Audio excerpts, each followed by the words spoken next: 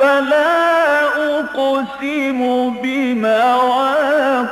النجوم وإنه لقسم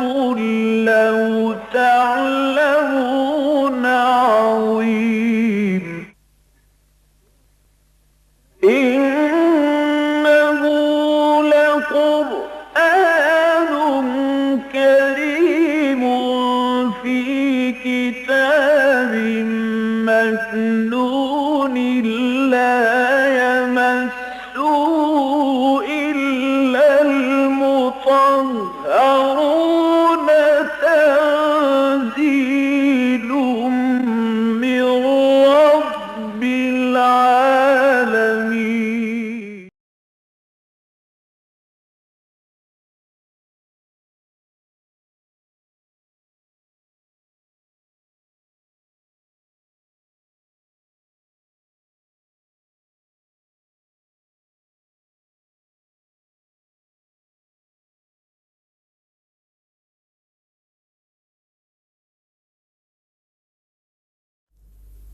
بسم الله الرحمن الرحيم وإذ نتقنا الجبل فوقهم كأنه ظلة وظنوا أنه واقع بهم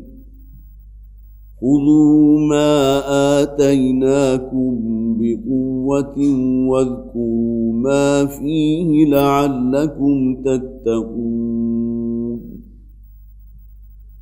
وإذ أخذ ربك من بني آدم من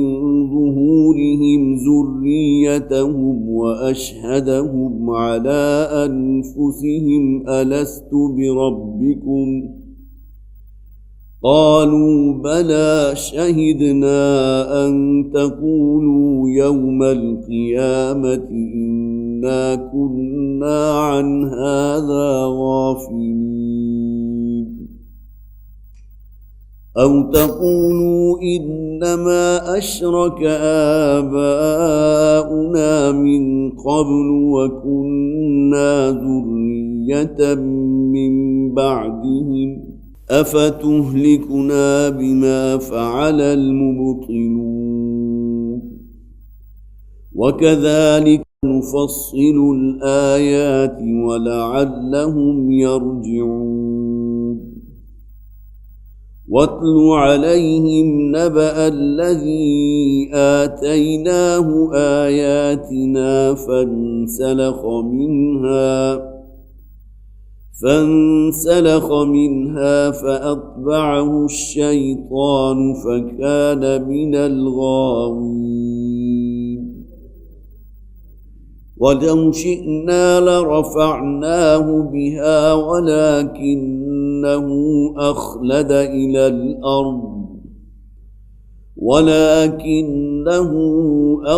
إلى الأرض واتبع هواه فمثله كمثل الكلب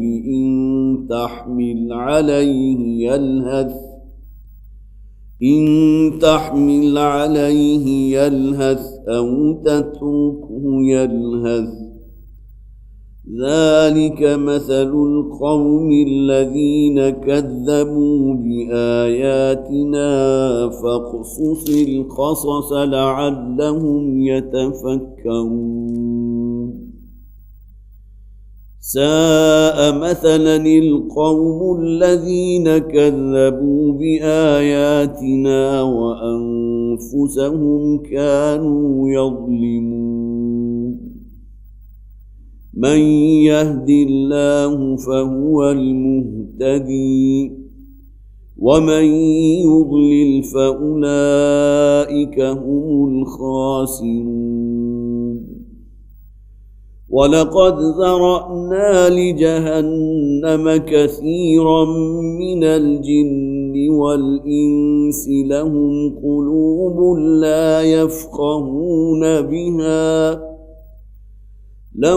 قلوب لا يفقهون بها ولهم أعين لا يبصرون بها ولهم آذان لا يسمعون بها أولئك كالأنعام بل هم أضل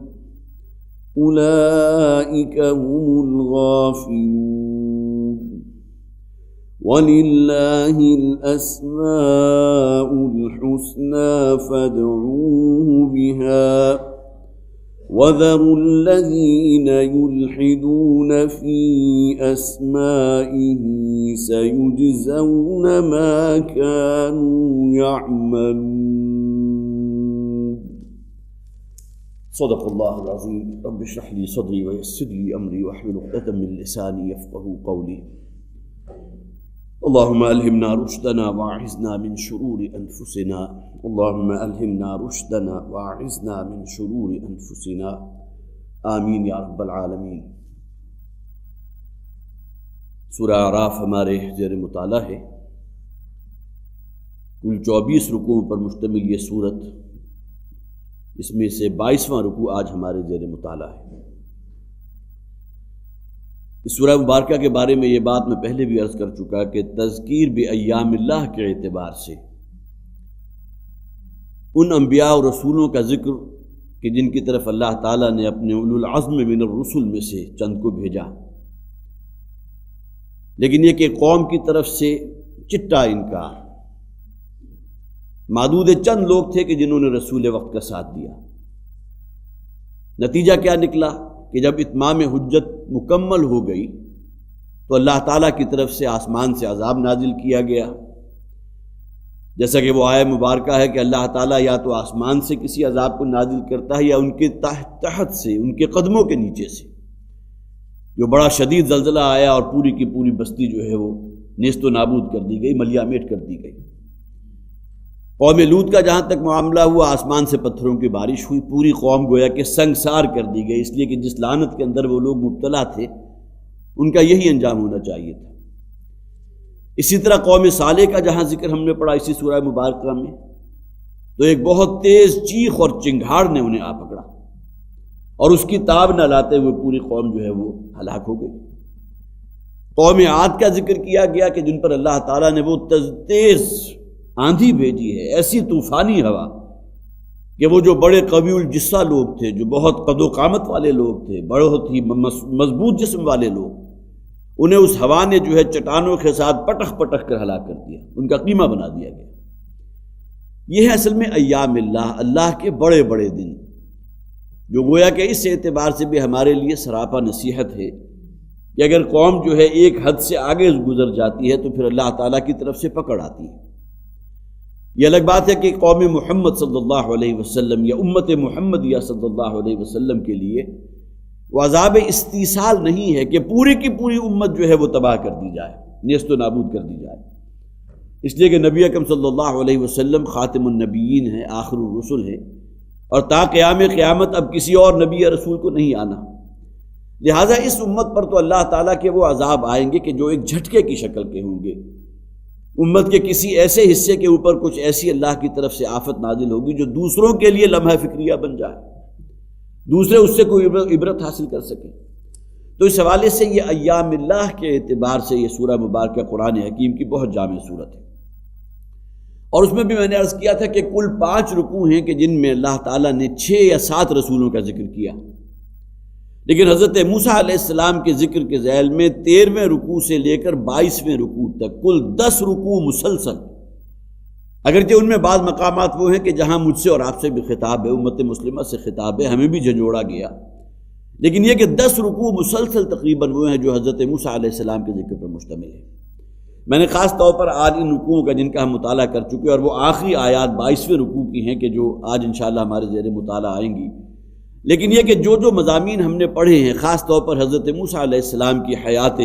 دنیاوی کے مختلف مدارج، مختلف واقعات، ان کو میں نے سم اپ کیا ہے۔ سب سے پہلی جو آیات ہم نے پڑھی تھی حضرت موسیٰ علیہ السلام کی زندگی کے معاملے میں، وہ حضرت موسیٰ کو 2 معجزات کا دیا جانا تھا، جن میں ایک معجزہ جو ہے وہ ید بیضا کا ہے، دوسرا عصائے موسیٰ کا، تفصیل سے ہم نے ذکر پڑھا۔ اس کے بعد جادوگروں سے مقابلے کا ذکر ہے، بڑی تفصیلی آیات موجود ہیں کہ کس طرح جو ہے فرعون نے پورے ملک کے اندر منادی کرا دی اور بڑے بڑے جادوگر جو ہے وہ حاصل کیے گئے کہ کسی طرح حضرت موسیٰ جو اپنے تئیں وہ سمجھتا تھا فرعون کہ یہ بھی کوئی جادوگر ہی ہے، لہٰذا ان کے لیے جو ہے وہ کوئی ایسا سامان ہو کہ پوری قوم جو ہے اس بات کو متفق ہو جائے اس بات پر کہ موسیٰ بھی جادوگر ہے، اس سے زیادہ کچھ نہیں۔ اس کے بعد آل فرعون پر عذاب کا ذکر ہے، صرف ایک عذاب نہیں بلکہ 8 عذابوں کا ذکر ہے، جس میں قحط کا ذکر بھی آیا، خشک سالی کا ذکر بھی آیا، طوفان ہے، ٹڈیوں کا ایک جو ہے وہ عذاب ان پر آیا تھا، چچڑیوں کا عذاب ان پر آیا تھا، اور اس کے بعد مینڈکوں کا عذاب ان پر آیا، خون کا عذاب آیا، اور بالآخر جو ہے طاعون کی بیماری نے ان کے لاکھوں افراد ہلاک کر دیے۔ یہ 8 عذاب ہیں کہ جو انہی آیات میں ہم نے پڑھے۔ پھر آل فرعون کو سمندر میں غرق کیے جانے کا ذکر بھی موجود ہے۔ پھر وہ واقعہ بھی خاص طور پر انہی آیات کے اندر ہم نے پڑھا کہ جس میں حضرت موسیٰ علیہ السلام جب اب بنی اسرائیل کے ساتھ گزرے ہیں اور ایک سمندر پار کر کے یا کسی دریا کو پار کر کے اگلے کنارے پر پہنچے ہیں، تو یہی بنی اسرائیل تھے کہ جنہوں نے حضرت موسیٰ علیہ السلام سے بھی تقاضا کیا تھا کہ موسیٰ ہمارے لیے بھی ویسا ہی معبود بنا دو جیسا کہ یہ لوگ بت بنائے بیٹھے۔ گویا کہ کہاں حضرت موسیٰ جو ہے توحید کے علمبردار، اور کہاں بنی اسرائیل کی طرف سے یہ تقاضا کہ ہمارے لیے بھی ایسا ہی ایک صنم بنا دو، ایسا ہی بت بنا دو جیسا ان لوگوں کا موجود ہے۔ اس کے بعد وہ آیات بھی ہم نے پڑھی جس میں حضرت موسیٰ علیہ السلام کو 40 روز کے لیے کوہ طور پر طور سینا پر طلب کیا گیا تھا، اور پھر یہ کہ وہ واقعہ بھی ہم نے پڑھا۔ یہ قرآن حکیم میں واحد مقام ہے حضرت موسیٰ علیہ السلام کے ذکر کے ذیل میں کہ جس میں وہ واقعہ بھی موجود ہے جس میں حضرت موسیٰ علیہ السلام نے اپنے اس خواہش کا اظہار کیا تھا کہ ربی ارنی انظر الیک، اے پروردگار میں تیرا دیدار کرنا چاہتا ہوں۔ تو اللہ تعالیٰ نے فرمایا قال لن ترانی ولکن انظر الی الجبل فاذا استقر مکانہ فسوف ترانی، اس لیے کہ تم اپنی ان سر کی آنکھوں سے میرا دیدار نہیں کر سکتے، اس کی تاب نہیں لا سکتے۔ آئیے سامنے پہاڑ موجود ہے، اس پر میں اپنی ایک تجلی کا پرتو ڈالتا ہوں، اگر وہ اس کو تحمل کر گیا، برداشت کر دیا، تو شاید تم بھی برداشت کر سکو۔ اور اس کے بعد ان آیات میں ذکر یہ ہے کہ جب اللہ تعالیٰ نے وہ اپنی تجلی کا ایک پرتو اس پہاڑ پر ڈالا ہے تو فخر موسیٰ صاعقا، تو حضرت موسیٰ علیہ السلام جو ہے بے ہوش ہو گئے اور وہ پہاڑ پھٹ گیا۔ اس کا ذکر بھی انہی آیات میں ہم نے پڑھا۔ پھر یہ کہ وہ بچھڑے بنانے کا ذکر بھی خاص طور پر ہے، جس میں اگرچہ سامری جادوگر کا نام یہاں نہیں ہے، وہ تو سورہ طٰہٰ کے اندر تفصیل سے اس کا ذکر ہے، لیکن یہ کہ سامری جادوگر نے جو بچھڑا تراشا تھا وہ سونے کے زیورات سے جو ہے من حلیہم عجلا جسد لہ خوار، وہ ایک ایسا بچھڑا کہ جس میں سے جب ہوا گزرتی تھی تو اس میں سے ڈکرانے کی آواز نکلتی تھی، ان کا ذکر بھی ہم نے پڑھا۔ پھر بہت ہی بالکل درمیان میں وہ آیات ہیں، بلکہ درمیان نہیں، اس سے آگے ہی سمجھ لیجئے کہ جس میں ایمان بالرسالت کے تقاضوں کو بیان کیا گیا، اور خاص طور پر میں نے اس ضمن میں وہ پوری جو ہے میری ایک یہاں کا درس اسی ایک آیت کے اوپر جو ہے منحصر تھا کہ جس میں فرمایا گیا فالذین آمنوا بہ وعزروہ ونصروہ واتبعوا النور الذی انزل معہ اولئک هم المفلحون، تو جو لوگ بھی ہمارے نبی اور رسول پر ایمان لائیں گے، دل کے یقین والا ایمان، جو آپ کے دست و بازو بنیں گے، جو آپ کی عزت و توقیر کریں گے، جو آپ کے مشن کی تکمیل کے آپ کا حصہ، آپ کے ساتھ جو ہے وہ حصہ لیں گے، آپ کی نصرت اور تائید کریں گے۔ اور پھر آخری تقاضا کیا تھا، چوتھا تقاضا، اور جو اس نور کی پیروی کریں گے جو ہم نے اپنے رسول صلی اللہ علیہ وسلم پر نازل فرمایا، قرآن حکیم۔ وَأُولَٰئِكَ هُمُ الْمُفْلِحُونَ، اور صرف یہی وہ لوگ ہوں گے کہ جو اللہ کے ہاں فلاح اور کامیابی سے دوچار ہونے والے ہیں۔ یہ آیہ مبارکہ بھی جو قرآن حکیم کا اس اعتبار سے کہ ایمان بالرسالت کے حقیقی تقاضے ہوتے کیا ہیں، اس حوالے سے بھی جامع ترین آیت ہے، وہ بھی اسی سورہ اعراف میں موجود جس کا ہم نے مطالعہ کیا۔ پھر اس میں سورہ بنی اسرائیل کے جو ہیں چند اور واقعات بھی ہیں جہاں ان کے اوپر جو ہے اللہ تعالیٰ نے بدلیوں کا ایک سائبان جو ہے، اس صحرا کی تپش، زمین جو ہے وہ بھی گویا کہ آگ جو ہے وہ اگل رہی ہے، اور آسمان سے جو ہے وہ سورج جو ہے وہ بھی آگ برسا رہا ہے، تو اللہ تعالیٰ نے ان کو پروٹیکشن دی تھی، ان کا تحفظ فرمایا تھا۔ وَظَلَّلْنَا عَلَيْهِمُ الْغَمَامَ وَأَنزَلْنَا عَلَيْهِمُ الْمَنَّ وَالسَّلْوَىٰ، اور ان کے لیے من و سلوہ نازل کیا گیا۔ ان کا ذکر بھی اگرچہ اور بھی بہت سے مقامات ہیں حضرت موسیٰ علیہ السلام کی زندگی کے احوال و واقعات کے اعتبار سے، اور صورتوں میں جہاں ان کا ذکر ہے یہاں بھی موجود ہے۔ پھر اصحاب سبت کا واقعہ جس تفصیل کے ساتھ سورہ اعراف میں آیا، ان کا جرم کیا تھا؟ یوم السبت ان کے ہاں مقدس دن تھا جو خالص تھا اللہ کی عبادت کے لیے، طلوع آفتاب سے لے کر غروب آفتاب تک، اور ان لوگوں نے اس کے اندر جو ایک ہیلا کیا تھا کہ اگرچہ وہ مچھلیوں کا شکار تو نہیں کرتے تھے، ان کی خرید و فروخت نہیں کرتے تھے، لیکن یہ کہ وہ پورا دن جو وقف ہونا چاہیے اللہ کی عبادت اور ذکر کے لیے، تسبیح و تحمید کے لیے، وہ لگا دیتے تھے بڑے بڑے گڑھے کھودنے میں، سمندر کا پانی وہاں جمع ہو جاتا تھا، تو ہفتے کے دن مچھلیاں نہیں پکڑتے تھے، مچھلیاں جو ہے اگلے دن اتوار کو پکڑ لیتے تھے۔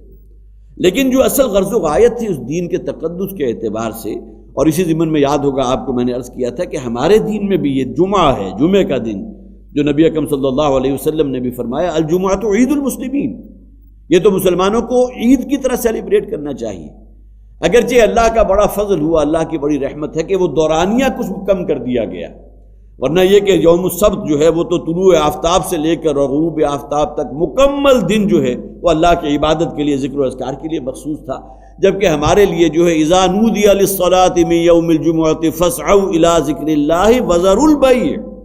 جب تمہیں ندا لگائی جائے جمعے کے دن نماز کے لیے تو لپکو اللہ کی یاد کی طرف، اور ہر قسم کا کاروبار دنیاوی جو ہے اس کو ترک کر دو۔ اور گویا کہ ان اوقات کے اندر کوئی بھی کاروبار دنیاوی، خواہ وہ اپنی اصل کے اعتبار سے کتنا ہی جائز اور حلال کیوں نہ ہو، لیکن حرام قرار دیا جائے گا اگر وہ اس دورانی کے درمیان ہے۔ وذروا البیع، اللہ کا تو حکم ہے کہ کاروبار دنیاوی اور بیع و شراء جو ہے اس کو ختم کر دو، چھوڑ دو۔ اصحاب سب کا واقعہ بھی ان آیات میں، اور اس کے بعد آخر میں آج جو آیات ہم پڑھیں گے اس میں بنی اسرائیل کی ایک شخصیت ہے بلعام بن باعورہ، اگرچہ قرآن میں اس کا نام موجود نہیں ہے، لیکن یہ کہ اسرائیلی روایات اور مختلف جو ہیں اور ایسی روایتیں ہیں کہ جس سے اس کا نام بھی جو ہے معین ہو گیا، اور اس کا جو کردار ہے وہ بھی انہی روایات کے ذیل میں ہمارے سامنے آتا ہے، اس کا ذکر بھی موجود ہے۔ تو گویا کہ جیسا کہ میں نے عرض کیا تھا کہ 13ویں رکوع سے حضرت موسیٰ کا ذکر شروع ہوا اور 22ویں رکوع تک تقریباً 10 رکوع مکمل حضرت موسیٰ علیہ السلام کے ذکر پر ہیں۔ یہ چند باتیں تو تھیں اس حوالے سے کہ ان تمام باتوں کا پھر اعادہ ہو جائے، جو حضرات بھی محفل دروس میں باقاعدگی سے شریک ہوتے رہے ان کے لیے گویا کہ یہ ریمائنڈر تھا، لیکن یہ کہ جو حضرات بھی اب نئے آ رہے ہیں ان کے لیے بھی ان آیات ما سبق کا جو ایک خلاصہ آپ ان کے سامنے آ گیا۔ اب آئیے آیت نمبر 170 سے جہاں کہ آج ہمیں گفتگو شروع کرنی ہے۔ والذین یمسکون بالکتاب، وہ لوگ کہ جو کتاب کے ساتھ تمسک اختیار کرنے والے ہیں۔ یہ بالکل وہی بات ہے جو سورہ آل عمران کی بالکل مرکزی آیت، جس کو عام طور پر تعبیر بھی کیا گیا کہ جیسا کہ 100 آیات یا 200 آیات پر مشتمل ایک بہت ہی خوبصورت گلدستہ ہے، اور اس کے بالکل وسط میں 3 آیات بڑے بڑے پھولوں کی شکل میں ہیں۔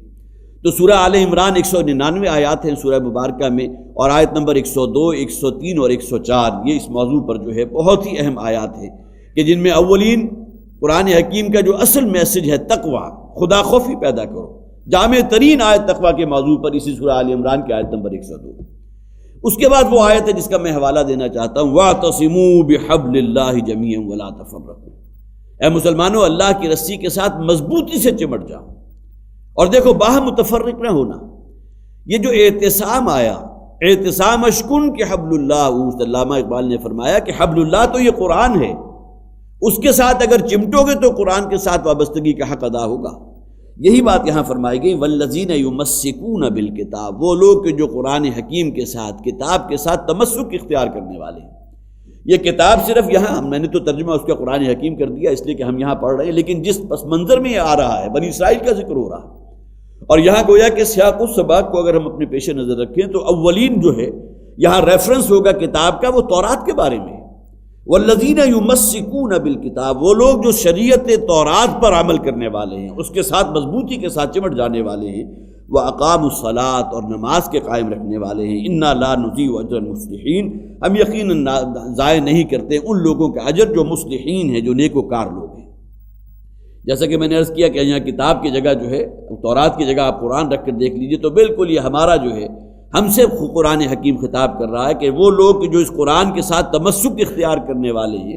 اس کے ساتھ تعلق کو مضبوط کرنے والے ہیں، اور پھر نماز ادا کرنے والے، انا لا نضیع اجر المصلحین، ہم یقیناً مصلحین کے اجر کو ضائع کرنے والے نہیں۔ وَإِذْ نَتَقْنَا الْجَبَلَ فَوْقَهُمْ كَأَنَّهُ ظُلَّةٌ، اور یہاں بھی بنی اسرائیل ہی کے ایک واقعے کی طرف اشارہ ہے، اور یاد کرو اس وقت کو کہ جب کہ ہم نے پہاڑ کو ان پر بلند کر دیا تھا، اٹھا دیا تھا، كَأَنَّهُ ظُلَّةٌ، اور وہ اس طرح ان کے اوپر معلق تھا گویا کہ ایک سائبان معلق ہو۔ یہاں دو چیزیں نوٹ کر لیجئے، ذلہ کا لفظ یہاں قرآن حکیم میں جو آیا سورہ بقرہ کی آیت نمبر 63 ہے، جہاں یہی موضوع بیان ہوا ہے، لیکن وہاں یہ سائبان کا لفظ نہیں آیا۔ وَإِذْ أَخَذْنَا مِيثَاقَكُمْ وَرَفَعْنَا فَوْقَكُمُ الطُّورَ، وہی واقعہ ہے جس کا ذکر سورہ اعراف میں ہے، اور یاد کرو اس وقت کو کہ جب کہ ہم نے تم سے ایک اقرار لیا تھا، میثاق، گاڑا عہد لیا تھا، وَرَفَعْنَا فَوْقَكُمُ الطُّورَ، اور تمہارے اوپر کوہ طور کو بلند کر دیا تھا۔ یہاں تو ایک اس اعتبار سے کوئی گنجائش نکلتی ہے کہ انہیں یوں محسوس ہو رہا تھا گویا کہ کوہ طور ان کے اوپر آ پڑے گا، اچانک آن گرے گا. یہاں وہ الفاظ نہیں ہیں جو سورہ اعراف میں آ گئے، اس لیے کہ قرآن حکیم جو ہے وہ اپنی حفاظت خود کرتا ہے. ہمارے ہاں ایک طبقہ ایسا موجود ہے جنہیں ہم ریشنلسٹ کہتے ہیں، جو عقلیت زدہ طبقہ ہے، جو قرآن حکیم کے ان معجزات کا بھی انکار کرتا ہے اور اسے کسی نہ کسی اعتبار سے جو ہے ان چیزوں کے اندر وہ مولڈ کرنے کی کوشش کرتا ہے جو ہماری عقل کے اندر سما جائے. بس حضرت موسیٰ علیہ السلام کا سمندر کے کنارے کھڑے ہو کر اپنا عصا مارنا قرآن حکیم میں موجود ہے کہ ہم نے اس سمندر کو پھاڑ دیا اور وہ سمندر کا ہر حصہ جو ہے ایک چٹان کی طرح کھڑا تھا. اگر یہ الفاظ قرآن میں نہ ہوتے تو امکان اس بات کا موجود تھا کہ کوئی ریشنلسٹ انسان جو ہے وہاں مراد لے کے گویا کہ مد و جزر کی کیفیت تھی، جیسا کہ ہمارے ہاں ایسے لوگ موجود ہیں مسلمان کے جو کہتے ہیں وہ معجزہ اس قسم کا نہیں تھا کہ جو سمندر یا دریا جو ہے دو حصوں میں تقسیم کر دیا گیا، بلکہ حضرت موسیٰ علیہ السلام جب گزرے ہیں تو سمندر جزر کی حالت میں تھا، وہ بنی اسرائیل کو لے کر آرام سے نکل گئے، اور جب فرعون آیا تو سمندر مد کی حالت میں آ گیا. جو حضرات کہیں وہ کراچی کے رہنے والے ہیں، یہ خاص طور پر چاندنی راتوں میں انہوں نے کہیں کلفٹن کی یا وہ جو بھی شور ہے وہاں کی سیر کی ہو تو ان کے علم میں ہے کہ سمندر بہت آگے آ جاتا ہے. خاص طور پر چاند کے اندر کوئی ایسی اٹریکشن ہے، یہ تو ابھی شاید ہماری سائنس وہاں تک نہیں پہنچی، لیکن بہرحال یہ چاندنی راتوں کے اندر بہت اس کے اندر جو گویا کہ وہ تلاطم پیدا ہو جاتا ہے، اس کی موجیں بہت اونچی اونچی اٹھنے لگتی ہیں، اور سمندر جو عام حالات میں کافی پیچھے ہوتا ہے ساحل پر، بالکل آگے آ کر جو ہے وہ گویا کہ اس کی لہریں جو ہے آگے تک پہنچ جاتی ہیں. یہ مد و جزر کی کیفیت ہے.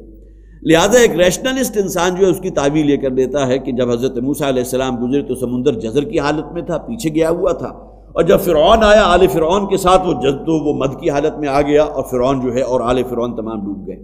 لیکن قرآن نے وہاں حفاظت کی، وَكَانَ كُلُّ فِرْقٍ كَالطَّوْدِ الْعَظِيمِ، اور سمندر کا ہر حصہ جو ہے ایک تودے کی طرح کھڑا تھا.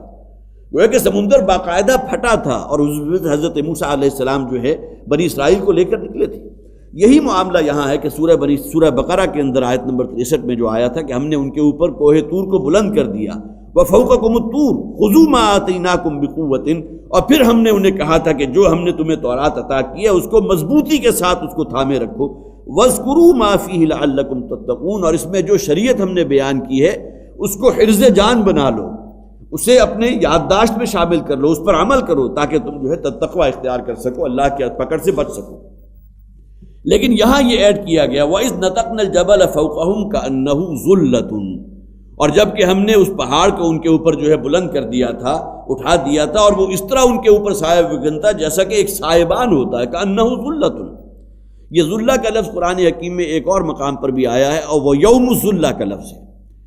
یہ قوم سمود جو ہے جس کی طرف حضرت صالح علیہ السلام کو بھیجا گیا تھا، ان پر جو عذاب آیا اس ضمن میں قرآن میں موجود ہے یوم الذلہ. وہ آگ کا ایک سائبان تھا کہ جو ان کے سروں پر اللہ تعالیٰ نے سایہ فکن کر دیا تھا. اور اس کی بھی جو تشریح ہمارے ہاں مفسرین نے کی ہے کہ قوم تو بڑی خوشیاں منا رہی تھی، ھذا عارض ممطرنا،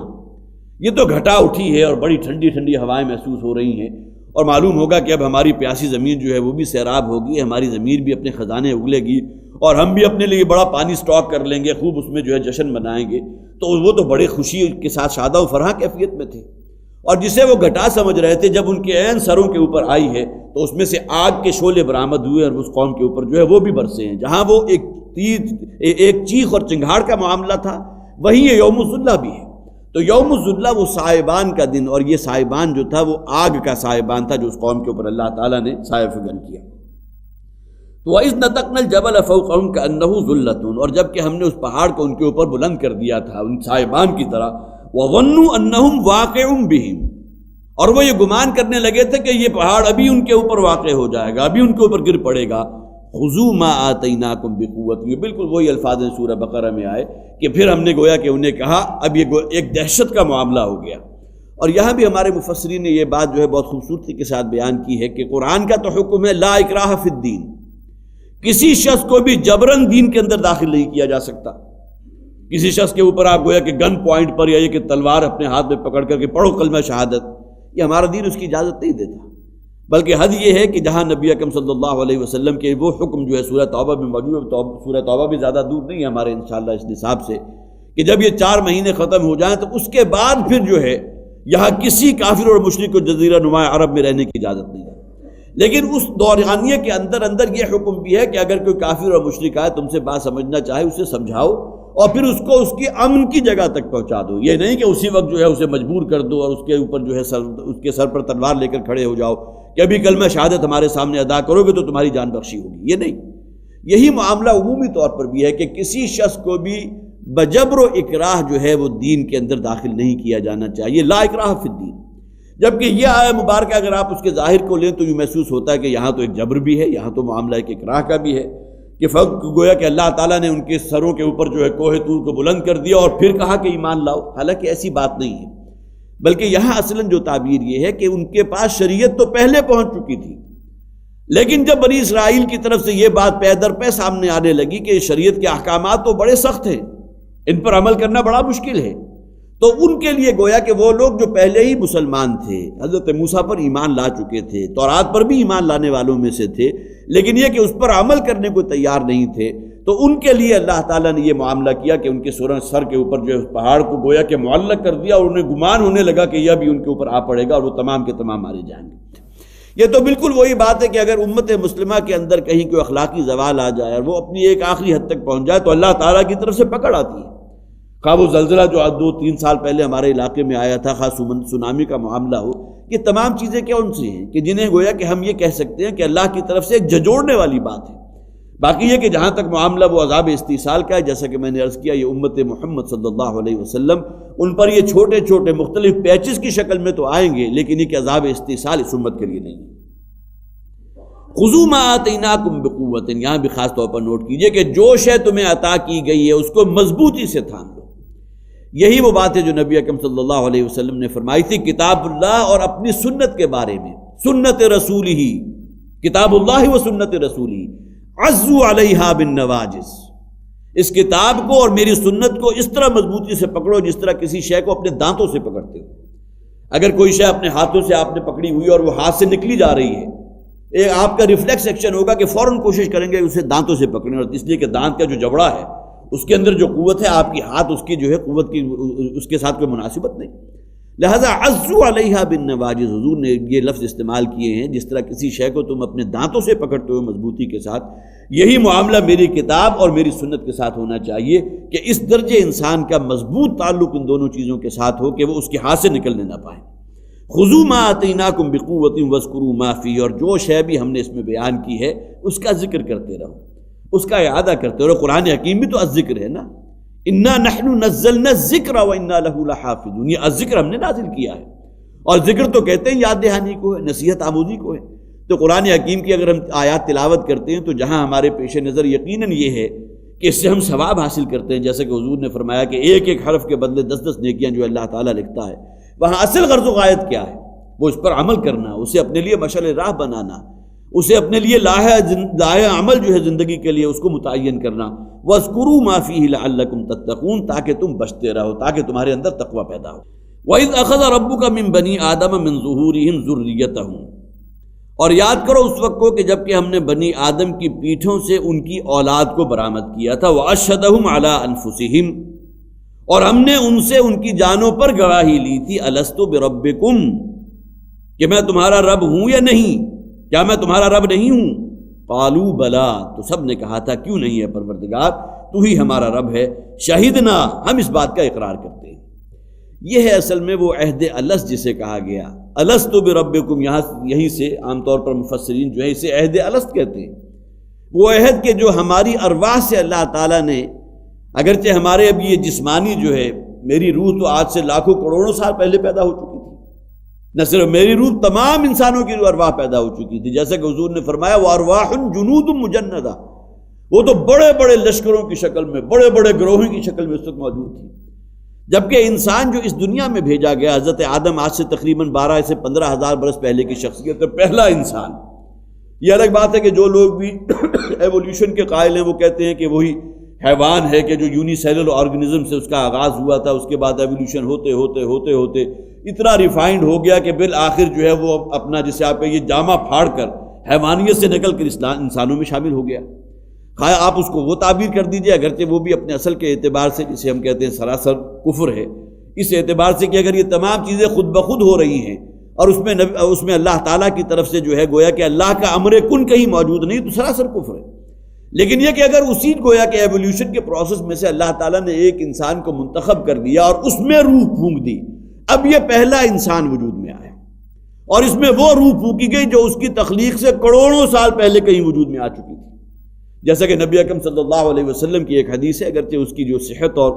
اس کا جو مقام ہے حدیث اتنا تسلیم نہیں کرتے جو ہمارے ہاں محدثین ہیں، لیکن الفاظ ان کے یہ ہیں کہ حضور نے فرمایا کہ میں تو اس وقت بھی نبی تھا جبکہ آدم ابھی بین التراب والجسد، جبکہ ابھی آدم جو ہے اس کا جسد خاکی ابھی تخلیق پا رہا تھا، میں اس وقت بھی نبی تھا، اس لیے کہ روح محمدی صلی اللہ علیہ وسلم تو اس وقت بھی موجود تھی، ہم میں سے ہر شخص کی روح بھی موجود تھی۔ اس موقع پر اللہ تعالیٰ نے ارواح انسانیہ سے یہ عہد لیا تھا جس کا ذکر یہاں موجود ہے کہ اللہ تعالیٰ نے فرمایا کہ ہم نے بنی آدم کی پیٹھوں میں سے ان کی ذریت کو نکالا۔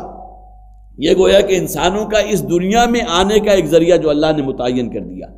پہلا انسان خواہ اللہ تعالیٰ نے گارے کا جو ہے ایک پتلا بنایا ہے اور اس کے بعد اس کی جو ہے پوری مسرہ اس کی جو ہے وہ جسے آپ کہیے سواہن، کہ ان کو جو ہے پوری طرح تسویہ اس کا کیا ہے اور اس کے بعد اپنی روح میں سے پھونک دیا، یہ بھی ایک تصور ہے اور یقیناً کوئی شخص اگر اس پر ایمان رکھتا ہے تو بالکل صحیح ہے۔ لیکن اگر وہ یہ سمجھتا ہے کہ اللہ تعالیٰ نے اس 9 میں سے ایک کو منتخب کر لیا اور اس کو اپنا نبی اور رسول بنا لیا اور اس میں گویا کہ اپنی روح میں سے پھونکا، تو یہ بھی کچھ سوچنے والے اور ہمارے لوگ جو ہیں اس جانب بھی قائل ہیں۔ لیکن ان دونوں صورتوں میں ایک بات جو ہے وہ بالکل ثابت ہے کہ حضرت آدم علیہ السلام کی تخلیق جو ہوئی تھی،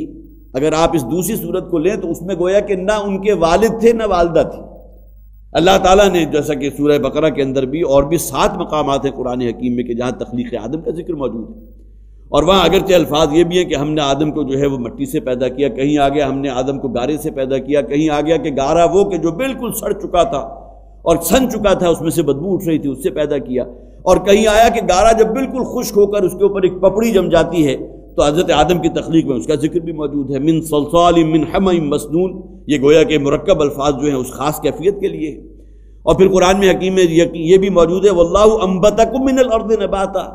اے انسانوں ہم نے تمہیں زمین سے اسی طرح اگایا ہے جس طرح نباتات کو ہم اگاتے ہیں۔ تو یہ مختلف مقامات ہیں کہ جہاں اس تعویل کی گنجائش موجود ہے۔ یہ عہد ہے کہ جو آج بھی انسان کی فطرت میں موجود ہے، توحید، کہ میرا خالق اور مالک صرف ایک ہے۔ یہی وجہ ہے کہ وہ آیات ہم نے پڑھی ہیں اس سے پہلے بھی، اور پھر خاص طور پر ہمارے منتخب نصاب کے اندر وہ آیات موجود ہیں سورہ عنکبوت میں، کہ جہاں تک معاملہ ایک اللہ کے اقرار کا ہے، مشرکین عرب بھی ایک اللہ کے اقرار سے گویا کہ اس سے منکر نہیں تھے۔ وَلَئِن سَأَلْتَهُم مَّن خَلَقَ السَّمَاوَاتِ وَالْأَرْضَ، اے نبی جب ان سے سوال کیا جاتا ہے زمین و آسمان کو کس نے پیدا کیا، لَيَقُولُنَّ اللَّهُ، یہ لازماً کہتے ہیں اللہ نے۔ اللہ کا تصور تو موجود تھا، لیکن اللہ کے ساتھ اور بہت سے نائبین انہوں نے جو ہے وہ گویا کہ وہ گھڑ لیے تھے کہ فلاں کو اللہ نے یہ اختیار دے دیا، فلاں دیوی یہ ہے، فلاں دیوتا یہ ہے، فلاں بزرگ یہ ہے، فلاں استھان پہ یہ ہوتا ہے، فلاں پر یہ نظر مانی جانی چاہیے، فلاں جو ہے اولاد نرینہ دینے کا اختیار اللہ نے فلاں بت کو دے دیا۔ یہ ہے کہ جہاں سے اصل میں شرک کے دروازے شروع ہو گئے، ورنہ توحید تو انسان کے اندر موجود ہے۔ اور وہ بات قرآن حکیم میں کتنے ہی مقامات پر موجود ہے کہ جب بھی ان کے اوپر کوئی کڑا وقت آتا ہے تو انہیں اپنا کوئی دیوی اور دیوتا کوئی یاد نہیں آتا، صرف ایک اللہ کو پکارتے ہیں۔ یہ بطور دلیل یہ بات سب سے گویا کہ سب سے بڑھ کر اس کا مظہر ہے کہ انسان کو کڑے حالات میں، کڑی مشکل وقت میں یہ کہیں نے جو ہے، اور اس میں حضرت اکرمہ رضی اللہ تعالیٰ عنہ کی مثال میں نے آپ کو بارہا دی ہے، صرف ذہن میں تازہ کر لیجئے۔ جب یہ 4 مہینے اشہر حرم کی جو ہے تکمیل ہو گئی تو ایمان نہیں لائے، لہٰذا اب جزیرہ نما عرب میں تو رہ نہیں سکتے، لہٰذا وہاں سے انہوں نے گویا کہ ہجرت اختیار کی، سمندری سفر اختیار کیا، اور یہ ریڈ سی جسے کہتے ہیں بحر احمر، اس میں ابھی تھوڑا ہی آگے گئے تھے کہ تیز و تند ہوا چلنے لگی اور ان کی جو بھی وہ کشتی تھی وہ ڈولنے لگی اور ہر شخص کو اپنی موت نگاہوں کے سامنے نظر آنے لگی۔ اس وقت انہوں نے غور کیا کہ کسی نے نہ لات کو پکارا، نہ عزا کو پکارا، نہ منات کو پکارا، صرف ایک اللہ کو پکارا۔ اور وہی گویا کہ وہ دل کے اوپر ایک جو دبیز پردہ حائل تھا، وہ پردہ کون سا تھا؟ کہ وہ دین کے جس پر ہمارے آباء و اجداد صدیوں سے عمل کرتے چلے آ رہے ہیں، یہ دیوی اور دیوتا ان کی پرستش جو ہے وہ تو ہمارے آباء و اجداد میں بھی جاری تھی، تو ہم اس دین کو چھوڑنے کو تیار نہیں۔ اب یہ محمد صلی اللہ علیہ وسلم ایک بالکل نئے دین توحید کا جو انہوں نے اختراع کیا ہے اس کو ماننے کو تیار نہیں۔ لیکن اس موقع پر انہوں نے مشاہدہ کیا کہ یہی تو وہ بات ہے کہ جس کی دعوت محمد رسول اللہ صلی اللہ علیہ وسلم دیتے رہے کہ صرف ایک اللہ کو پکارو، وہی تمہارا خالق بھی ہے، وہی مشکل کشا بھی ہے، وہی حاجت روا بھی ہے، وہی تمہاری بگڑیوں کو سنوارنے والا بھی ہے،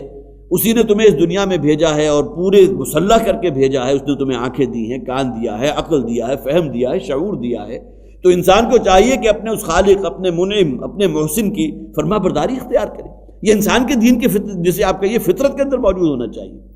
تو یہ توحید انسان کی فطرت میں موجود ہے، اور وہ اس اعتبار سے کہ اللہ تعالیٰ نے ہر شخص کی روح سے یہ عہد لیا تھا، الست بربکم، کیا میں تمہارا رب نہیں ہوں؟ قالوا بلا، تو سب نے کہا کہ پروردگار تو ہی ہمارا رب ہے۔ لہذا انسان کے قلب کے اوپر جو حجابات آ جاتے ہیں ان کو اگر آپ کہیں چاک کریں، ان میں شگاف آئے، تو اندر جو شے ہے اصل میں وہ نور توحید موجود ہے، جسے نور فطرت بھی کہا گیا۔ اور یہی نور فطرت ہے کہ جو انسان گویا کہ جب کہیں خارج سے نور وحی کا جو ہے اسے کہیں اس کی خوشخبری ملتی ہے، کسی کو دور نبوی کہیں مل گیا، کہ دور رسالت مل گیا، اور یہ نور فطرت اور نور وحی جو باہر بیرون موجود ہے، ان دونوں کے امتزاج سے وہ کیفیت وجود میں آتی ہے جسے قرآن نے کہا نور علی نور۔ یہ تو نور پر نور کا معاملہ ہے، اندر باطن بھی منور ہے، سینے کے اندر بھی نور توحید موجود ہے، اور باہر خارج میں جو ہے وہ نور وحی موجود ہو گئی۔ تو ان دونوں کے امتزاج سے جو کامل ترین شخصیت وجود میں آئی وہ کون سی ہے؟ حضرت ابوبکر صدیق رضی اللہ تعالیٰ عنہ۔ انہیں صدیق کہتے کیوں ہیں؟ سب سے بڑھ کر سچائی کی گواہی دینے والا، سب سے بڑھ کر سچا۔ اور نبی اکرم صلی اللہ علیہ وسلم کے الفاظ بھی آپ نے بارہا سنے ہوں گے کہ حضور نے فرمایا کہ جس کسی کے سامنے بھی میں نے دعوت توحید، دعوت ایمان پیش کی ہے، لہذا برکت توقع سب نے کیا سوائے ابو بکر کے رضی اللہ تعالیٰ عنہ۔ گویا کہ جیسے ہی یہ بات ان تک پہنچی ہے اسے اسی طرح قبول کر لیا کہ میں نے یہ جانا کہ گویا یہی میرے دل میں تھا، اندر وہ نور فطرت جو ہے، نور صحیح، وہ فطرت سلیمہ موجود تھی، اور خارج میں یہ نور وحی جب نظر آیا تو گویا کہ ان دونوں کا امتزاج مل کر نور علی نور کی کیفیت پیدا ہو گئی۔ تو اذا اخذ ربک من بنی آدم من ظہورہم ذریتہم واشہدہم علی انفسہم، دیکھیے شہادت آتی ہے کسی شے کے، شہادت علی، انسان نے خود یہ گواہی دی تھی اور ان سے یہ گواہی لی ہے علی انفسہم، یہ نفس انسان کے اندر جو موجود ہے وہ تو اس کو کھینچتا ہی پستی کی طرف ہے نا، ان النفس لامارۃ بالسوء، ان نفس کے اندر تو گویا کہ ہے ہی یہ کہ اسے رذالت کی طرف، پستی کی طرف کھینچے،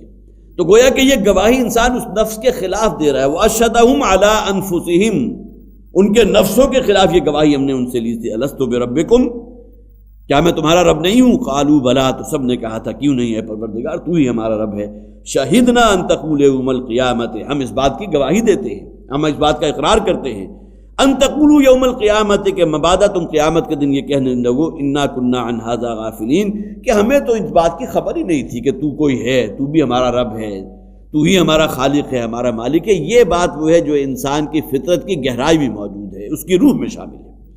یہی وجہ جو حضور نے فرمایا کہ جب بھی تم میں سے کوئی شخص گناہ کرتا ہے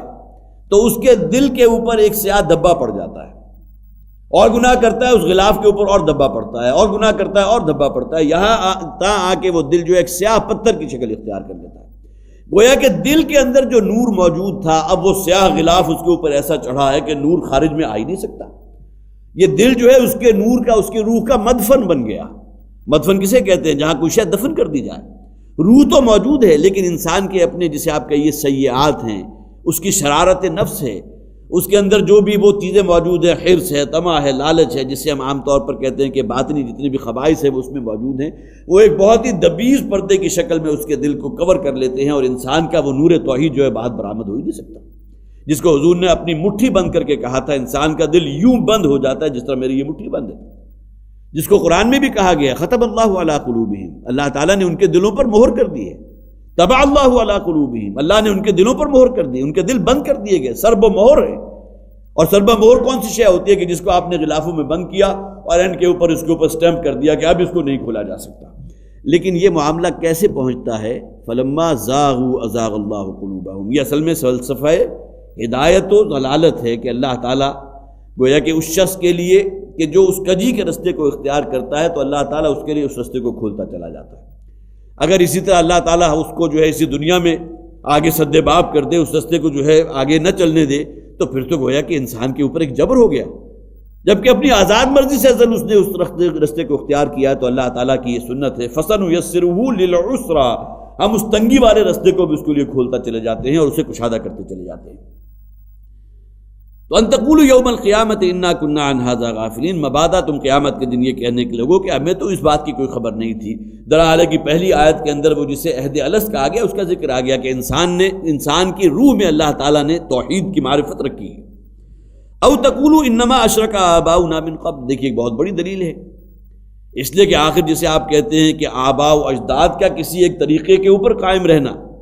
لہذا اس دوسری دلیل کی بھی یہاں نفی کر دی گئی۔ یا تم قیامت کے دن یہ کہو انما اشرک آباؤنا من قبل، اصل میں تو ہمارے باپ اور دادا اور ان کے آگے نسلیں تھی کہ جو یہ کام کرتے رہے تھے، شرک کا کام جو ہے وہ تو انہوں نے کیا تھا۔ وَكُنَّا ذُرِّيَّةً مِّن بَعْدِهِمْ، اور ہم تو ان کے بعد آنے والی، کہیں پشتوں بعد آنے والی ذریت میں شامل ہیں۔ گویا کہ چاہیں گے یہ کہ یہ جو شرک وہ کرتے رہے ہیں اس کا جرم بھی اپنے آباء و اجداد کے سر پر تھوپ دیں۔ اور یہ معاملہ جو ہے قرآن میں اور بھی بہت سے مقامات پر آیا ہے کہ عام طور پر وہ لوگ کہ جو کسی کو فالو کرتے ہوئے کسی برائی کے رستے کو اختیار کرتے ہیں تو قیامت کے دن وہ دلیل یہ دیں گے اے پروردگار انہیں پکڑ، اس لیے کہ انہوں نے ہمیں راغب کیا تھا اس برائی کی طرف، شیطانی رستے کے اوپر اور شیطان کا جو ہے نقش قدم پر چلنے کے لیے انہوں نے ہمیں راغب کیا تھا۔ جیسا کہ وہ بھی ایک قرآن میں وہ آیت موجود ہے کہ کوئی شخص کہے گا کہ یا لیتنی لم اتخذ فلانا خلیلا، کاش کہ میں نے دنیا میں اس شخص کو اپنا دوست نہ بنایا ہوتا۔ اور ظاہر ہے کہ اس کا جو ہے بہت، جسے آپ کہیے کہ بڑے بڑی مثالیں یہاں موجود ہیں کہ کسی ایک شخص کی ضلالت اور گمراہی اور حد سے آگے گزر جانے والے معاملے میں بعض اوقات صرف ایک ہی شخص کا کی رول ہوتا ہے کہ بچپن میں کوئی بری صحبت مل گئی، کالج کے زمانے میں کسی ایسے شخص کے ساتھ دوستی ہو گئی جو سگریٹ پینے والا تھا، اسی سگریٹ کی آڑ میں پھر اس کے اندر جو اور ایڈکشن، چرس ہے، کچھ فلاں ہے، اس کے تو نام بھی ہمیں نہیں آتے، اس کے اندر جو ہے مبتلا ہوگا، بالآخر ٹوٹل ایڈکٹ ہو کر رہ گیا۔ اور اگر اسے ٹریس بیک کرے گا تو وہ کہے گا کہ اگر میں اس وقت اس لڑکے سے نہ ملا ہوتا تو شاید آج میرا یہ حشر نہ ہوتا۔ تو خود قرآن میں موجود ہے کہ قیامت کے دن انسان کہے گا یا لیتنی لم اتخذ فلانا خلیلا، کہ کاش کہ میں نے فلاں شخص کو اپنا دوست نہ بنایا ہوتا۔ اس لیے کہ دوستی جو ہے بعض اوقات بھائیوں سے بڑھ کر باہمی تعلق پیدا ہو جاتا ہے دوستی کی وجہ سے، اور پھر اس میں جو ہے ایک دوسرے کا رکھ رکھاؤ بھی ہے، ایک دوسرے کا ساتھ دینا بھی ہے، اور جسے آپ کہیے شادی اور غمی میں جو ہے آگے بڑھ کے ایک دوسرے کا ساتھ دینا، اس میں بسا اوقات انسان جو ہے گمراہی میں بہت آگے تک نکل جاتا ہے۔ تو انہوں نے بھی اپنے اس جرم کو منسوب کیا اپنے آباء و اجداد کی طرف، انما اشرک آباؤنا من قبل، یہ تو ہمیں شرک کیا تھا ہمارے آباء و اجداد نے جو ہم سے پہلے ہو گزرے، وَكُنَّا ذُرِّيَّةً مِّن بَعْدِهِمْ، اور ہم تو اس کے بعد آنے والی ذریت میں شامل ہیں۔ یہاں گویا کہ وہ نفی کرنا چاہتے ہیں اس عہد الست کی جو اللہ تعالیٰ نے ہر شخص کی روح دیا تھا۔ اب اس بنیاد کے اوپر ہر شخص مکلف ہے۔ جب اللہ نے ان کی روح سے یہ عہد لیا تھا کہ میں تمہارا رب ہوں، اور انہوں نے کہا تھا ہاں اے پروردگار تو ہمارا رب ہے، تب گویا کہ مکلف تو ہو گئے۔ یہیں سے اصل میں اس سوال کا بھی جواب ملتا ہے کہ کسی شخص تک اگر کسی نبی یا رسول کی دعوت نہیں پہنچی تو اللہ کے ہاں مکلف تو وہ بھی ہے۔ وہ کس بنیاد پر ہے؟ وہ اس بنیاد پر ہے کہ اللہ تعالیٰ نے اس نے جو روح پھونکی تھی اس کے اندر بھی گویا کہ جسے آپ کہیے کہ جسے حسنات کہتے ہیں، جنہیں آپ یہ کہتے ہیں کہ ابدی سچائیاں ہیں، یہ چیزیں تو موجود تھیں۔ وہ بنیادی اخلاقیات جو ہے اس پیمانے کے اوپر، کسوٹی کے اوپر اس سے حساب لے لیا جائے گا۔ اگرچہ اس تک گویا کہ کسی نبی یا رسول کی دعوت نہیں پہنچی، اسے نہیں معلوم کہ شریعت کے احکام کیا ہیں۔ کہیں فرض کیجئے کہ کہیں جنگلوں میں رہنے والا کوئی جنگلی قبیلہ ہے جو آدم خور بھی ہے یا اور سب کچھ ہے، لیکن ان کا بھی تو آخر حساب کتاب ہوگا یا نہیں ہوگا؟ وہ کس بنیاد پر ہوگا؟ وہ عہد الست کی بنیاد پر بھی ہوگا جو انسان کے اندر اللہ تعالیٰ نے اس کی روح میں اپنی معرفت رکھ دی، جسے ہم کہتے ہیں ضمیر کا چوکے لگا رہا ہے۔ ضمیر اندر سے جو ہے آپ کو چٹکیاں کاٹ رہا ہے۔ کسی غلط عمل کے نتیجے میں یہ ضمیر نامی شے ہے کیا؟ یہ خیر و شر کی تمیز جو اللہ نے ہر انسان میں رکھی، اگرچہ اس کا کسی نبی یا رسول کی دعوت نہیں پہنچی، لیکن یہ ایک کسوٹی بنتی ہے انسان کے مکلف ہونے کے اعتبار سے، حساب کتاب لیے جانے کے اعتبار سے۔ تو یہ اس عہد الست کا اصل میں انکار کر رہے ہیں کہ ہمارے میں تو ہم تو بالکل مجبور محض تھے، ہم نے تو اپنے آباء و اجداد کی پیروی اختیار کی تھی، اور اسی طریقے کو ہم نے پکڑا تھا کہ جس بت پرستی کے اندر وہ لوگ ملوث تھے۔ انما اشرک آباؤنا من قبل، ہمارے آباء و اجداد نے بھی تو آخر ہم سے پہلے شرک کیا تھا۔ وَكُنَّا ذُرِّيَّةً مِّن بَعْدِهِمْ، اور ہم ان کے بعد آنے والی ذریت ان کی اولاد میں سے ہیں۔ أَفَتُهْلِكُنَا بِمَا فَعَلَ الْمُبْطِلُونَ، تو اے پروردگار کیا تو ہمیں ہلاک کرے گا اس بنیاد پر کہ ان لوگوں نے یہ غلط کام کیا تھا؟ ہمارا تو کوئی قصور نہیں ہے، ہم تو اس رستے پر چل رہے ہیں۔ درحال ہے کہ پھر یہی وہ بات میں کہوں گا کہ وہ مکلف ہے اپنے عہد الست کے اعتبار سے، جو ایک آیت پہلے گزر چکا ہے کہ توحید اللہ تعالیٰ نے ہر شخص کے اندر جو ہے اس کے نور فطرت میں یہ شے شامل ہے، اس بنیاد کے اوپر مکلف ہے۔ اور واقعہ یہ ہے، ابو جہل سے کئی مرتبہ یہ سوال کیا گیا کہ کیا تم یہ سمجھتے ہو محمد جھوٹ بول رہے ہیں صلی اللہ علیہ وسلم؟ اس لیے کہ جس شخص نے اپنی زندگی کے ابتدائی 40 سال میں کبھی کسی کو اس کے ساتھ جھوٹ کا تجربہ نہیں ہوا، بد کلامی کا تجربہ نہیں ہوا، کسی غلط بات یا فحش گوئی کا تجربہ نہیں ہوا، امانت میں خیانت کا تجربہ نہیں ہوا، وعدہ خلافی کا تجربہ نہیں ہوا، ابھی اگرچہ نبوت کا جسے ہم عرف عام میں کہتے ہیں وہ وحی کا آغاز تو نہیں ہوا، تو حضور کی تو پوری زندگی ایک جسے آپ کہیے کہ بہت بڑی دلیل ہے۔ اب اگر کوئی شخص یہ آ کر کہہ رہا ہے کہ اب مجھ پر آسمان سے ایک فرشتہ نازل ہوا اور وہ وحی لے کر آیا اور یہ اللہ کا کلام ہے جو تم تک پیش کر رہا ہوں، تو تمہارا کیا خیال ہے جس نے انسانوں کے معاملے میں کبھی کوئی چھوٹے سے چھوٹے جسے جھوٹ کا تجربہ نہیں ہوا، اللہ کے معاملے میں اتنا بڑا جھوٹ بول دے گا؟ تو جب ابو جہل سے سوال کیا گیا تو اس نے کہا تھا کہ میں نے کب کہا کہ محمد جھوٹ بول رہے ہیں صلی اللہ علیہ وسلم، میں تو اس بات کو رد کر رہا ہوں جو لے کر محمد آئے ہیں صلی اللہ علیہ وسلم۔ یہ توحید جو ہے اس پر میں کاربند ہونے والا نہیں ہوں، ہمارا تو آبائی دین ہے، ہماری ایک ثقافت ہے، ہمارا ایک تمدن ہے، ہم تو اسی کو پر رہیں گے۔ اور پھر سب سے بڑھ کر ایک اور بات کے موقع پر جو اس نے جواب دیا تھا، دیکھو ہمارے اور بنی ہاشم کے درمیان جو ہے ہمیشہ مسابقت رہی، انہوں نے خیر کے کام کیے، ہم نے ان سے بڑھ کر کیے، انہوں نے حاجیوں کی خدمت کی، ہم نے ان سے بڑھ کر کی، اور ظاہر عرب کا لقودک صحرا ہے، وہاں پانی ملنا کوئی آسان کام نہیں، انہوں نے حاجیوں کو سیراب کرنے کے لیے پانی کا بندوبست کیا، ہم نے ان سے بڑھ کر کیا۔ لیکن اب اگر میں محمد کو مان لوں صلی اللہ علیہ وسلم تو اس کے معنی کیا ہوئے کہ میں تو اس کا غلام بن جاؤں گا، پھر میری اپنی کوئی رائے نہیں رہے گی۔ یہی وجہ ہے کہ جسے ایمان بھی رسالت کہتے ہیں اس کا تو تقاضا یہی ہے، اس لیے کہ محمد جو کہہ رہے ہیں صلی اللہ علیہ وسلم وہ تو اللہ کی طرف سے وہی ہے، وہ اپنی طرف سے کوئی شرعی احکام تو نہیں دے رہے، اگرچہ عبدیت تو صرف اللہ کے لیے ہے، اشہد ان محمدن عبدہ ورسولہ، خود محمد صلی اللہ علیہ وسلم بھی اللہ کے بندے ہیں، اللہ کے رسول ہیں، لیکن یہ کہ اگر میں ان پر ایمان لے آیا تو پھر میری سیادت، میری چودراہٹ، میرا جو کہنا ہے، میری سے میرا عقول، یہ تمام چیزیں ختم ہو جائیں گی۔ تو گویا کہ اصل جسے آپ کہیے کہ جو بس کی گانٹھ ہے، آپ نے ان پردوں کو چاک کیا تو اندر تو اپنے مفادات ہیں، باقی دل میں اس کے اندر اس بات کی گواہی موجود تھی اس اعتبار سے کہ محمد صلی اللہ علیہ وسلم جھوٹ نہیں بول رہے، اور یہ گواہی بھی اس کا دل اسے یقیناً دیتا ہوگا کہ جو توحید کی بات ہے یہ تو ہماری فطرت کی پکار ہے۔ ہم نے جو مختلف قسم کے جسے کہا گیا کہ ایک ایسے غلام کا تصور کرو کہ جس کے کئی آقا ہیں، آیا وہ بہتر ہے یا وہ غلام بہتر ہے جس کا صرف ایک ہی آقا ہے؟ بڑی منطقی دلیل ہے، ہر شخص کہے گا کہ یقیناً وہ غلام جو ہے بہت بہتر ہے جو صرف ایک آقا کے حکم کا ماننے والا ہے۔ ایک شخص وہ ہے کہ جس کے کئی آقا ہیں، جس کے کئی مالک ہیں، کوئی اسے کوئی حکم دے رہا ہے، کوئی اس کے خلاف کہنے کو کہہ رہا ہے، کسی نے کسی وقت کی کوئی ڈیوٹی لگا دی، کسی آقا نے کوئی اور اس کا جو ہے کام متعین کر دیا، تو یہ غلامی جو ہے یہ تو درد سر ہے، جبکہ ایک ہی آقا کی غلامی انسان کی فطرت بھی اسی جانب گواہی دے رہی ہے۔ تو یہ تمام دلیلیں قرآن حکیم نے دی ہیں اس اعتبار سے کہ آیا تمہارا دل جو ہے اس جانب راغب ہوتا ہے کہ تمہارے کئی خدا ہوں، بجائے کہ صرف اپنے آپ کو ایک ہی خدائی کے سامنے جو ہے سرنڈر کرو، ایک ہی کا حکم مانو۔ افتہلکنا بما فعل المبطلون، تو کیا تو ہمیں ہلاک کرے گا پروردگار ان لوگوں کے فعل پر کہ جو ہمارے آباء و اجداد کے جو گمراہ کیے گئے تھے، جو گمراہ ہو گئے تھے، ہم تو ان کی پیروی کرنے والے ہیں۔ وَكَذَلِكَ نُفَصِّلُ الْآيَاتِ وَلَعَلَّهُمْ يَرْجِعُونَ، اور آگے فرمایا گیا کہ ہم اسی طرح اپنی آیات کی تفصیل بیان کرتے ہیں، کھول کھول کر بیان کرتے ہیں۔ یہ قرآن حکیم کا اسلوب ہے کہ ایک ہی بات ہے لیکن اس کو اتنے مختلف پیمانوں میں، اتنے مختلف پیرائے اور اسلوب میں بیان کرتا ہے تاکہ دلوں کے اندر جو ہے وہ خوب اچھی طرح جازم ہو جائے۔ وَلَقَدْ صَرَّفْنَا فِي هَذَا الْقُرْآنِ مِنْ كُلِّ مَثَلٍ، ہم نے اس قرآن حکیم میں ہر نوع کی مثال جو ہے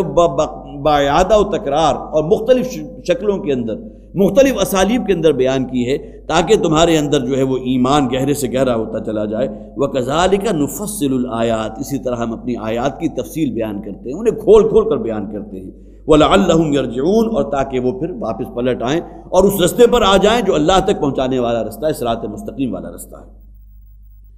وَاتْلُ عَلَيْهِمْ نَبَأَ الَّذِي آتَيْنَاهُ آيَاتِنَا فَانْسَلَخَ مِنْهَا، اگرچہ وقت بہت کم ہے لیکن یہ کہ یہ چند آیات ہم اور پڑھ لیتے ہیں۔ یہ بنی اسرائیل کا ایک اور کردار ہے۔ اس سے پہلے ہم نے وَاسْأَلْهُمْ عَنِ الْقَرْيَةِ الَّتِي كَانَتْ حَاضِرَةَ الْبَحْرِ، ایک رکوع پہلے اس بستی کا حال پڑھا تھا کہ جن کے لیے وہ یوم سبت جو ہے ایک بہت بڑا مشکل کام بن گیا تھا، اور ان پر اللہ تعالیٰ نے وہ عذاب مسلط کیا کہ جس کے لیے الفاظ موجود ہیں کہ ہم نے انہیں کہا کہ ہم نے ان کے لیے حکم دے دیا فَقُلْنَا لَهُمْ كُونُوا قِرَدَةً خَاسِئِينَ، اور ہم نے ان کے لیے حکم جاری کر دیا کہ اب ان کے چہرے مس کر دیے جائیں اور بندروں کے بنا دیے جائیں گے۔ وَاتْلُ عَلَيْهِمْ نَبَأَ الَّذِي آتَيْنَاهُ آيَاتِنَا، اور ذرا ان کو سنائیے اس شخص کے حالات یا اس کے واقعات یا اس شخص کی کہانی کہ جس کو ہم نے اپنی آیات عطا کی تھی۔ فَانْسَلَخَ مِنْهَا، اور وہ ان سے نکل بھاگا۔ گویا کہ اللہ تعالیٰ نے جو اسے علم دیا تھا، جو فراست دی تھی، جو دانائی دی تھی، جو فہم اور شعور دیا تھا، جسے قرآن حکیم خود یہاں اللہ تعالیٰ یہ فرما رہا ہے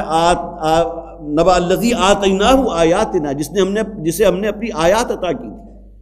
جس کی خود اللہ تعالیٰ یہ تعریف کر رہا ہے کہ اپنی آیات، اپنی بہت بڑی بڑی جو ہے حکمت والی باتیں ہم نے اسے عطا کی تھی۔ فانسلخ منہا، اور پھر لیکن یہ کہ وہ اس میں سے نکل بھاگا۔ انسلخ کا لفظ آتا ہے عربی زبان میں سانپ کی کیچلی تبدیل کرنے کو، اس لیے کہ سانپ کے بارے میں معلوم ہے کہ جب اس کی وہ اوپر والی جو سکن ہے کچھ وہ سیدھا ہو جاتی ہے تو نئی سکن اندر سے گرو کرنا شروع کر دیتی ہے، اور جب وہ نئی سکن گرو ہوتی ہے تو وہ کسی پتھر یا کسی ایسی تنگ جگہ پر اپنے آپ کو لے جا کر کے جہاں وہ تھوڑا سا تنگ سوراخ ہے، اس کے بعد اس میں سے جو رینگتا ہوا نکلتا ہے تو وہ پرانی کینچلی جو ہے وہ اس میں سے الگ ہو کر رہ جاتی ہے۔ جو بعض لوگ جو ہیں کہیں جنگلوں کی کا اگر کوئی سفر کر رہے ہوں یا سیر و سیاحت کر رہے ہوں تو بعض اوقات ان کے ہاتھ میں جو ہے سانپ کی کیچلی بھی ہوتی ہے کہ ہم نے فلاں جگہ یہ پڑی ہوئی دیکھی تھی۔ یہ انسلخ کا لفظ ہے، گویا کہ کسی شے کو کسی چیز کے اوپر سے اتار دینا۔ تو وَاتْلُ عَلَيْهِمْ نَبَأَ الَّذِي آتَيْنَاهُ آیَاتِنَا، اے نبی ذرا ان کو بیان کیجئے اس شخص کا واقعہ کہ جسے ہم نے اپنی بڑی بڑی آیات عطا کی تھی۔ فَانْسَلَخَ مِنْهَا، لیکن وہ پھر ان کو چھوڑ کر ان سے نکل آیا۔ گویا کہ جو اللہ تعالیٰ نے اسے دیا تھا علم اور عرفان اور جو دانش دی تھی، جو عقل و فہم دی تھی، اس میں اس کو تو ایک طرف چھوڑا اور اس میں سے جو خالص ننگا اور ایک خالص جسے آپ کہیے کہ نفسانیت زدہ انسان وہ برآمد ہو گیا۔ فَأَتْبَعَهُ الشَّيْطَانُ فَكَانَ مِنَ الْغَاوِينَ، اس کا نتیجہ کیا نکلا کہ پھر اس کے پیچھے شیطان لگ گیا۔ اور یہ تو بالکل وہی بات ہے جو حضور نے فرمایا کہ انسان کے جو قلب ہے، شیطان اپنی تھوتنی رکھے ہوئے منتظر رہتا ہے کہ جیسے ہی وہ اپنے رب سے غافل ہو تو فوراً اس کے اندر جو دھونکنی کی طرح وہ وسوسے اور پھر زمینی خواہشات اور حرص، طمع اور لالچ اور یہ تمام چیزیں اس میں پیدا کر دیتا ہے،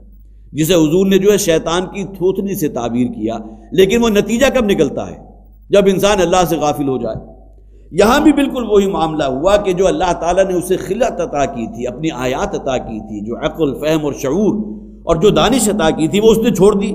نتیجتاً شیطان اس کے پیچھے لگ گیا۔ فَكَانَ مِنَ الْغَاوِينَ، اور وہ شخص ہو گیا انتہائی گمراہ لوگوں میں سے۔ وَلَوْ شِئْنَا لَرَفَعْنَاهُ بِهَا وَلَكِنَّهُ أَخْلَدَ إِلَى الْأَرْضِ، اگر ہم چاہتے تو انہیں ان آیات کے ذریعے اور بلند کرتے اس شخص کو جس نے ابھی یہ ترقی کے ابھی ابتدائی درجے ہی طے کیے تھے، اسے چاہتے تو اور درجوں میں اور اوپر لے جاتے۔ وَلَكِنَّهُ أَخْلَدَ إِلَى الْأَرْضِ، دیکھیے یہاں ضمیر اس شخص کی ہے، لیکن وہ بدبخت جو ہے وہ تو زمینی خواہشات ہی کا اسیر ہو گیا۔ وَاتَّبَعَ هَوَاهُ، اور اپنی خواہشات نفس کے پیچھے پڑ گیا۔ فَمَثَلُهُ كَمَثَلِ الْكَلْبِ، تو اس شخص کی مثال ایسی ہے جیسا کہ مثال ایک کتے کی۔ ان تحمل علیہ یلہس او تترکہ یلہس، تاکہ چاہے تم اسے اپنے سے دور بھگاؤ تب بھی وہ ہانپے گا، اس کی زبان اس کے منہ سے نکلی ہوئی ہوگی۔ او تترکہ یلہس، یا اس کو اس کے ہاتھ پر چھوڑ دو، وہ تمہارے ساتھ آ کر جو ہے وہ لپٹنے لگے اور بڑی اپنائیت کا اظہار کرے، تب بھی اس کا وہی معاملہ ہوگا کہ اس کی زبان اس کے منہ سے نکلی ہوئی ہے، رال ٹپک رہی ہے۔ ذالک مثل القوم الذین کذبوا بآیاتنا، یہ مثال ہے اس قوم کی کہ جو ہماری آیات کی تکذیب کرتی ہے۔ وقت نہیں ہے لیکن یہ کہ صرف میں نے ترجمہ اس آیہ مبارکہ کا مکمل کر لیا تاکہ یہ کہ ایک ہلکا سا جو ہے اس واقعاتی جو قرآن حکیم نے ایک واقعہ یہاں بیان کیا بنی اسرائیل کی تاریخ کا، اس کا جو ہے کچھ نہ کچھ فہم اور ادراک پیدا ہو جائے۔ یہ مثال کتے کی اللہ نے بیان کی اور اس کے بعد فرمایا کہ یہ اس قوم کی مثال ہے جو ہماری آیات کی تکذیب کرتی ہے۔ فَاقْصُصِ الْقَصَصَ لَعَلَّهُمْ يَتَفَكَّرُونَ، تو اے نبی صلی اللہ علیہ وسلم ذرا یہ قصہ ان کو سنا دیجئے۔ یہ بنی اسرائیل کا بڑا پہنچا ہوا شخص تھا، بڑا ولی اللہ تھا، بڑی آیات تھی اس کے پاس، بڑی عقل و دانش اور فہم اور دانائی اللہ نے عطا کی تھی، لیکن جب شیطان اس کے پیچھے لگا ہے، یا یہ کہ اس نے شیطان کے قدموں کی پیروی اختیار کی ہے، پھر ایک ایک نعمت اس سے چھین لی گئی اور وہ بدبخت جو ہے زمین ہی خواہشات کے اندر دفن ہوتا چلا گیا۔ اس شخص کی مثال اللہ تعالیٰ نے بیان کی اس کتے کی کہ جس کی زبان سے ہر وقت جو ہے جسے آپ کہیے رال ٹپک رہی ہے، زبان باہر نکلی ہوئی ہے، خواب اسے جو ہے دور اپنے سے کرے دھتکارے تب بھی اس کا وہی طرز عمل ہے، خواہ وہ آپ کے ساتھ آ کر لپٹے تب بھی اس کا وہی طرز عمل ہے۔ تو فرمایا اے نبی ذرا یہ مثال ان لوگوں کے لیے بیان کر دیجئے جو اصلاً مثال صادق آتی ہے بنی اسرائیل کے ایک شخص پر جس کا نام بلعام بن باعورہ ہے۔ اس کے بارے میں تفصیلی جو روایات ہیں وہ انشاءاللہ اگلی مرتبہ ہماری زیر گفتگو آئیں گی۔ اللہ تعالیٰ اس انجام سے کہ جس کا یہاں ذکر کیا گیا اس سے ہمیں محفوظ رکھے، اس لیے کہ واقعہ یہ ہے کہ جو شخص جتنا اس ترقی کے مدارج میں آگے بڑھتا ہے شیطان اتنی ہی تندہی سے اس کا پیچھا کرتا ہے اور اس شخص کے لیے اور مشکل ہو جاتا ہے بنسبت اس شخص کے کہ جو ابھی کتنا اوپر نہیں گیا، لیکن جیسے جیسے آگے جائے گا اتنا ہی شیطان کی طرف سے جو ہے حملہ اور زور آور ہوتا چلا جائے گا۔ اللہ تعالیٰ ان تمام چیزوں سے ہمیں اپنی حفاظت میں رکھے۔ بارک اللہ لی ولکم فی القرآن العظیم ونفعنی وإیاکم بالآیات والذکر الحکیم۔